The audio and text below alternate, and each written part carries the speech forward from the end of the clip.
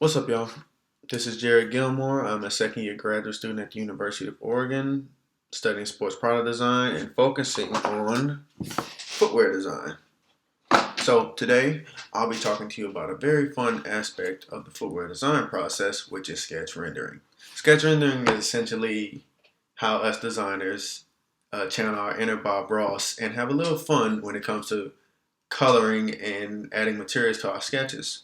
Because when you see a sketch, it's typically pretty flat, and adding colors, shadows, materials can actually bring it off the page.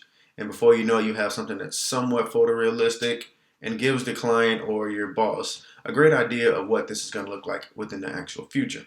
So today we'll be doing it digitally using an iPad Pro, or if you have a Surface tablet, you can use that. All you're going to need is a pencil, an Apple Pencil clearly, or a Surface Pencil, whatever is comparable to that model. Also, you're going to need a second screen to actually follow along with this tutorial. And other than that, that's all you're going to need, and let's get sketching. So before we get into sketching, I want to talk about a very important tool called AlphaLock.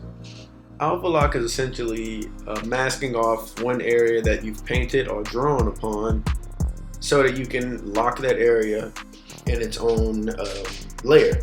So essentially you can color on a certain area of the drawing, turn on AlphaLock, and then now you can only color within that area. This is going to be key to use, especially when you're doing like color blocking and showing different materials and how they all have different colors without affecting the others. It also saves you a lot more time, so this is something I would definitely get good at.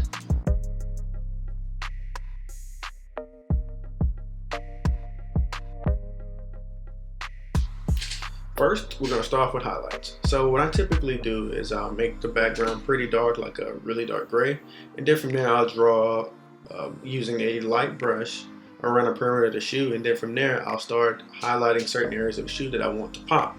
Adding this gives the shoe a little more dimension. It also brings it off the page, or I guess in this situation the screen, but make sure you hit every edge on the shoe with a soft brush and then use the Gaussian blur to kind of make it blend.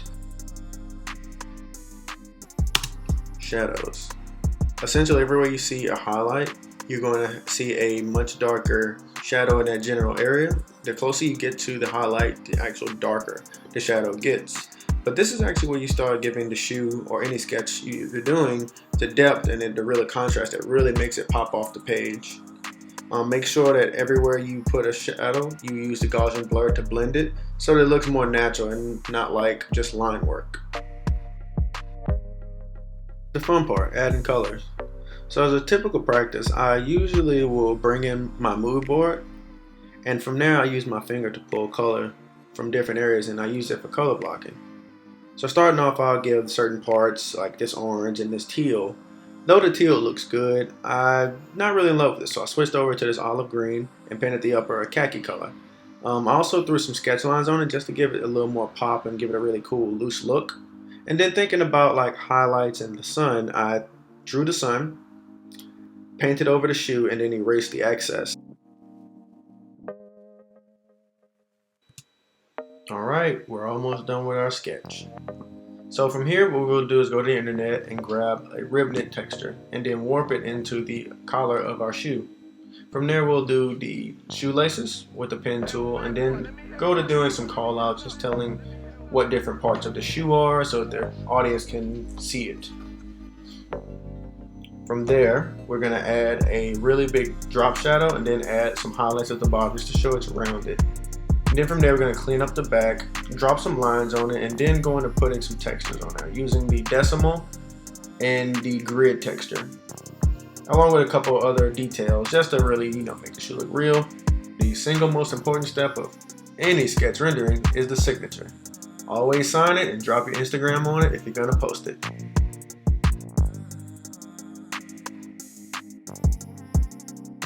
Alright, wasn't that fun? Hopefully if you stuck around through the duration of this series, you have a really cool, really dope Instagram worthy sketch rendering that you can show your friends or you can put in a portfolio. It's really up to you. As a disclaimer, I would like to let everyone know that this method in which I just showed you was essentially a very quick and dirty way of getting a sketch render is something that I typically use whenever I need to have a concept ready for a presentation, or I have a meeting with someone. I want to show like, hey, this is what I'm working on. This is a beauty shot of it. Definitely stick to YouTube University and Instagram, because that is where you're going to see a wide spectrum of designers. Many of them are much better than me, but they all find something that works for them. I'll definitely include their names in the last slide of this video, just so you can go check them out. Also, make sure to check me out on Instagram at Jared Gilmore Design. I'll also be on that list of designers. Thank you for sticking around, and happy sketching.